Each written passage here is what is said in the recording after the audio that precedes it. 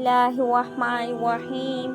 करोड़ों दुरूद व सलाम आक़ाए दो जहां हज़रत मोहम्मद मुस्तफ़ा सल्लल्लाहु अलैहि वसल्लम पर और उनके आले पाक पर।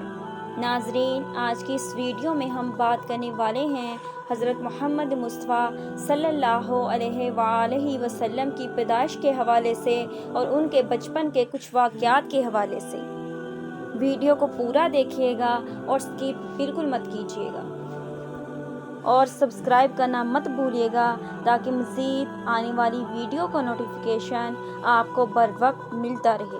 चले नाज़रीन, वीडियो का बाकायदा आगाज़ करते हैं। हज़रत मोहम्मद मुस्तफ़ा सल्लल्लाहु अलैहि वसल्लम सुबह सादक के वक्त 571 हिजरी 12 रबीउल अव्वल बरोज़ पीर को पैदा हुए और ये एक ऐसे बच्चे की पैदाइश की खबर है जिसके नूर से मशरिक़ और मगरिब में ज़मीन के तमाम गोशे मुनव्वर हो गए। बुत से निकलने वाली आवाज़ ने उन्हें और ज़्यादा हैरत ज़दा कर दिया। इसके अलावा एक वाक़या ये पेश आया कि ईरान के शहंशाह कसरा नौशेरवा का महल हिलने लगा और इसमें शगाफ पड़ गए। नौशेरवा का ये महल नहायत मजबूत था, बड़े बड़े पत्थरों और चूने से तामीर किया गया था। इस वाक़े से पूरी सल्तनत में दहशत फैल गई। शगाफ पड़ने से खौफनाक आवाज़ भी निकली थी। महल के 14 कंगरे टूट कर नीचे आ गिरे थे। आपकी पैदाइश पर एक वाक़या ये पेश आया कि फ़ारस के तमाम आतिश गदों की वो आग बुझ गई जिसकी वो लोग पूजा करते थे और इसको पूजने नहीं देते थे, लेकिन इस रात में एक ही वक्त में तमाम के तमाम आतिश गदों की आग नाफाना बुझ गई। आग के बुझने वालों में रोना पीटना मच गया।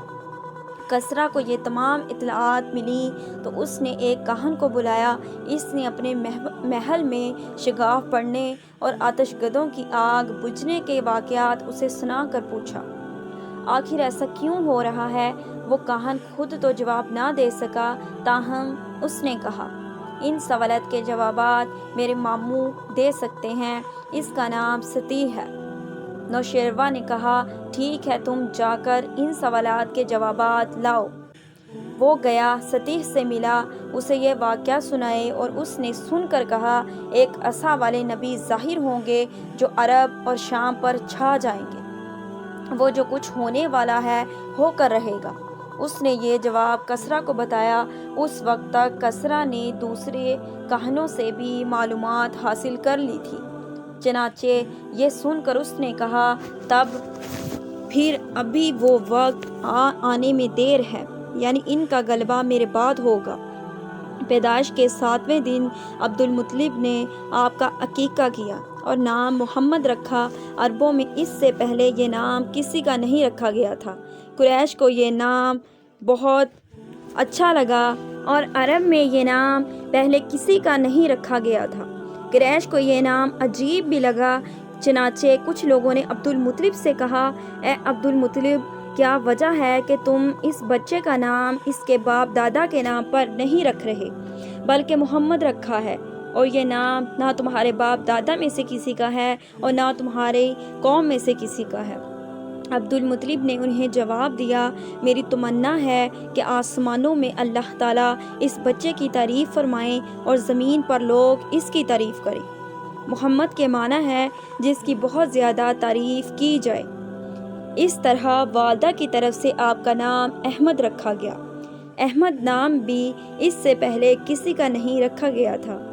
मुत्तलिब ये मतलब ये कि इन दोनों नामों की अल्लाह ताला ने हिफाजत की और कोई भी ये नाम ना रख सका। अहमद का मतलब है सबसे ज़्यादा तारीफ़ करने वाला। अल्लामा सहलवी ने लिखा है, आप अहमद पहले हैं और मोहम्मद बाद में, यानी आपकी तारीफ़ दूसरों ने बाद में की। इससे पहले आपकी शान ये है कि आप अल्लाह ताला की सबसे ज़्यादा हम्दो सना करने वाले हैं। पुरानी किताबों में आपका नाम अहमद ज़िक्र किया गया है।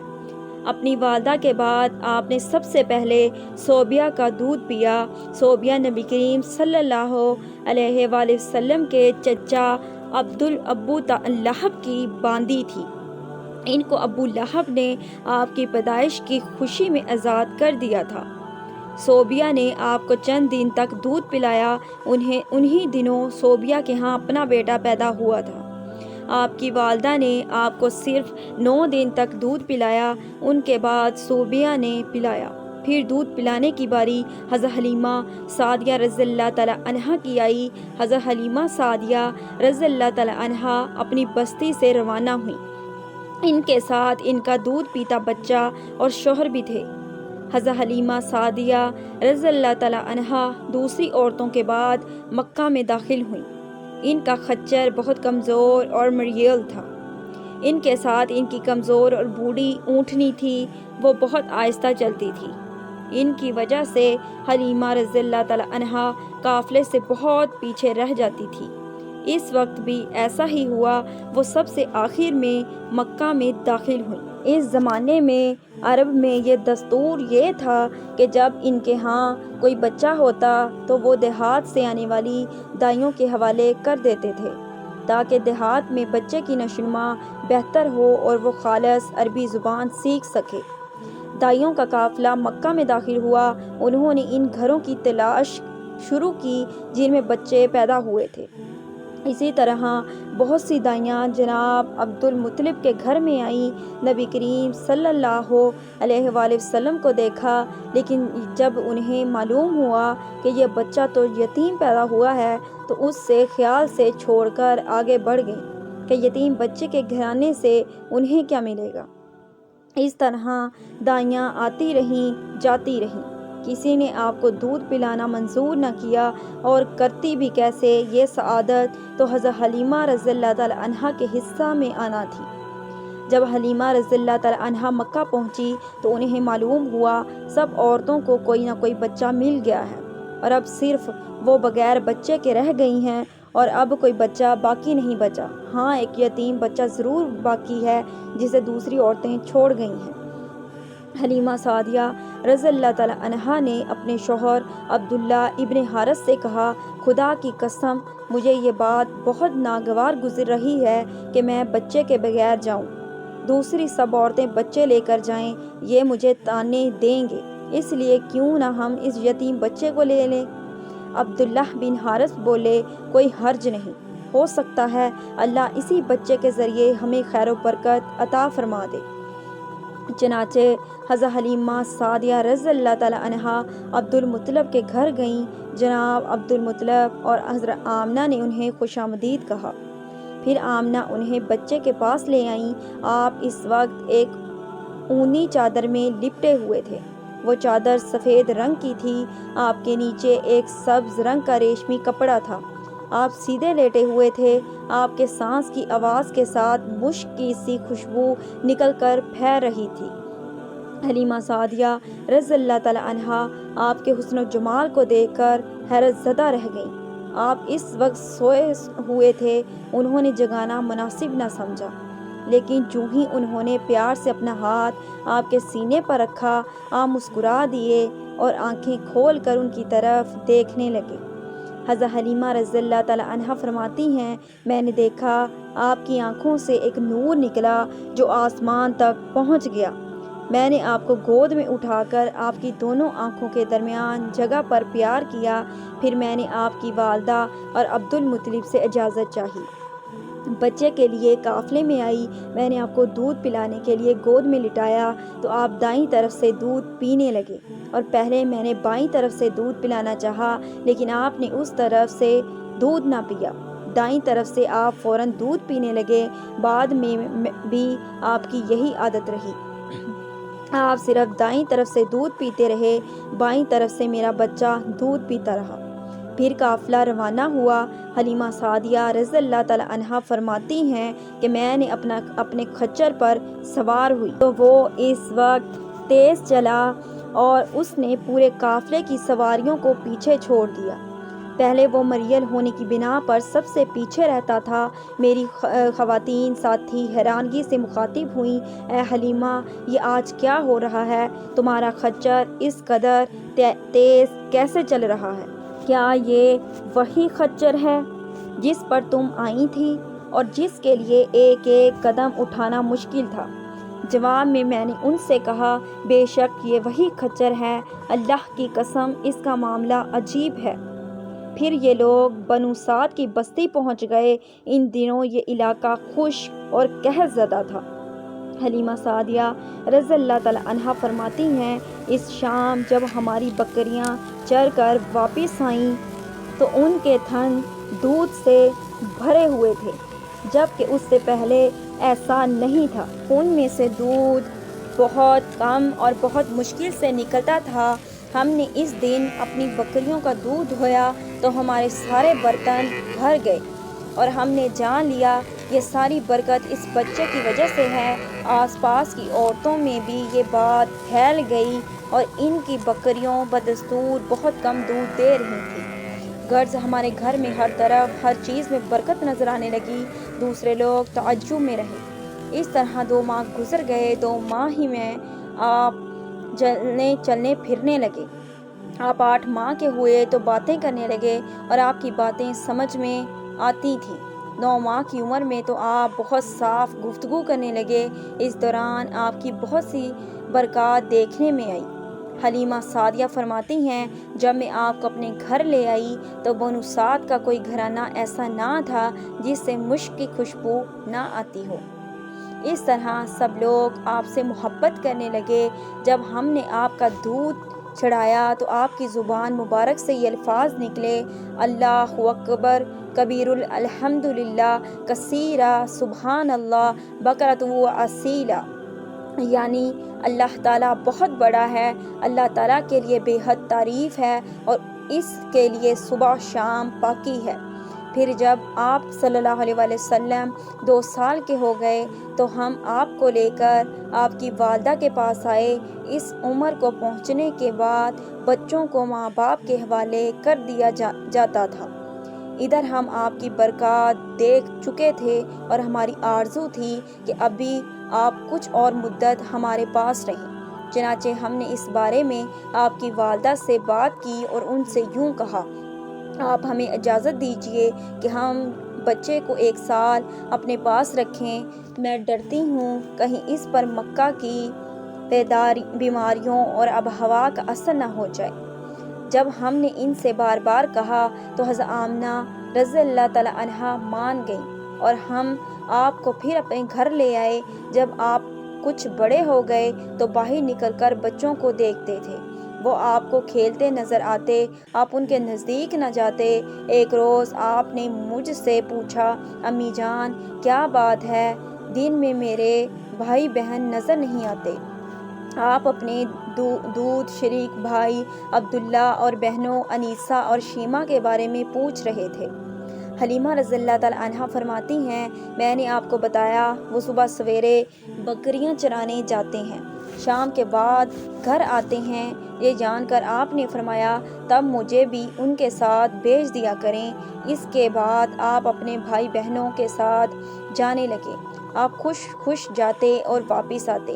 ایسے ہی ایک دن میرے بچے خوف زدہ انداز میں دوڑتے ہوئے آئے اور گھبرا کر بولے، امی جان جلدی چلیے ورنہ بھائی محمد مصطفیٰ صلی اللہ علیہ وآلہ وسلم ختم ہو جائیں گے۔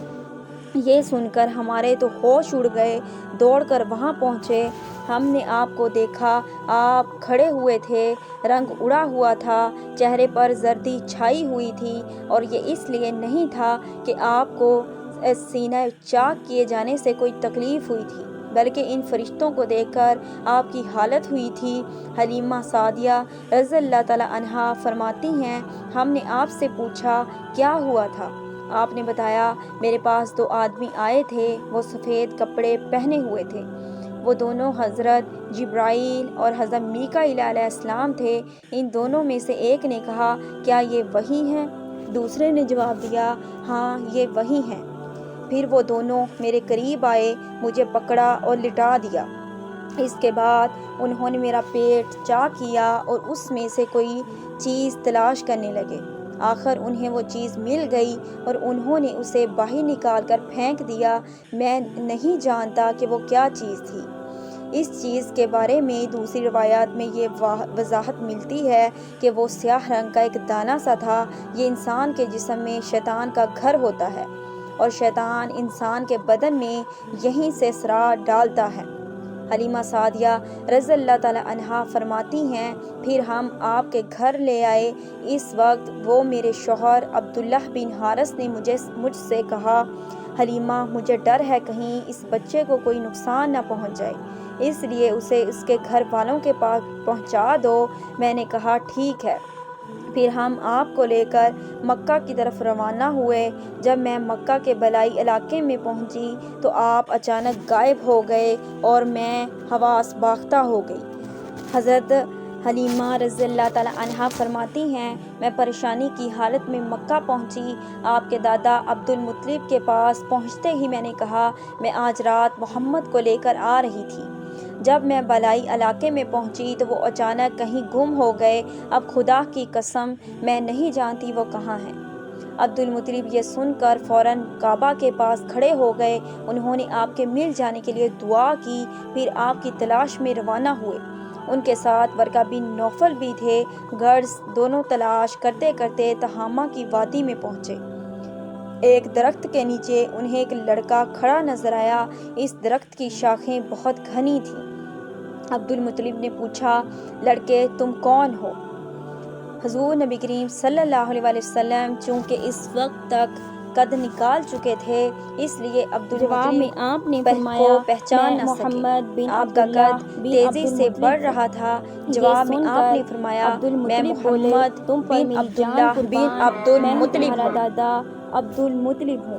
پھر انہوں نے آپ کو اٹھا کر سینے سے لگایا اور رونے لگ گئے۔ آپ کو گھوڑے پر اپنے آگے بٹھایا اور مکہ کی طرف چلے۔ گھر آ کر انہوں نے بکریاں اور گائیں ذبح کیں اور مکے والوں کی دعوت کی۔ آپ کے مل جانے کے بعد حضرت حلیمہ سعدیہ حضرت آمنہ کے پاس آئیں تو انہوں نے پوچھا، حلیمہ اب آپ بچے کو کیوں لے آئیں؟ آپ کی تو خواہش تھی کہ آپ اس کو مزید اپنے پاس اور رکھیں۔ انہوں نے جواب دیا، یہ اب بڑے ہو گئے ہیں اور اللہ کی قسم میں اپنی ذمہ داری پوری کر چکی ہوں۔ میں خوف محسوس کرتی رہتی ہوں کہیں انہیں کوئی حادثہ نہ پیش آئے، لہٰذا انہیں آپ کے سپرد کرتی ہوں۔ حضرت آمنہ کو یہ جواب سن کر حیرت ہوئی، بولیں، مجھے سچ سچ بتاؤ ماجرا کیا ہے؟ تب انہوں نے سارا حال بیان کر دیا۔ حلیمہ سعدیہ نے دراصل کئی عجیب و غریب واقعات دیکھے تھے۔ ان واقعات کی وجہ سے وہ بہت پریشان ہو گئی تھیں۔ پھر سینہ مبارک چاک کیے جانے والا واقعہ پیش آیا تو وہ آپ کو فوری طور پر واپس کرنے پر مجبور ہوئیں۔ وہ چند واقعات حضرت حلیمہ رضی اللہ تعالی عنہا اس طرح بیان کرتی ہیں، ایک مرتبہ یہودیوں کی ایک جماعت میرے پاس سے گزری۔ یہ لوگ آسمانی کتاب توریت کو ماننے کا دعویٰ کرتے تھے۔ میں نے ان سے کہا، کیا آپ لوگ میرے اس بیٹے کے بارے میں کچھ بتا سکتے ہیں؟ ساتھ ہی میں نے حضور نبی کریم صلی اللہ علیہ وآلہ وسلم کی پیدائش کے بارے میں بھی انہیں تفصیلات سنائیں۔ یہودی تفصیلات سن کر آپس میں کہنے لگے، اس بچے کو قتل کر دینا چاہیے۔ یہ کہہ کر انہوں نے پوچھا، کیا یہ بچہ یتیم ہے؟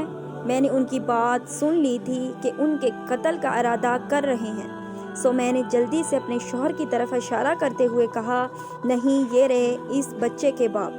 تب انہوں نے کہا، اگر یہ بچہ یتیم ہوتا تو ہم ضرور اسے قتل کر دیتے۔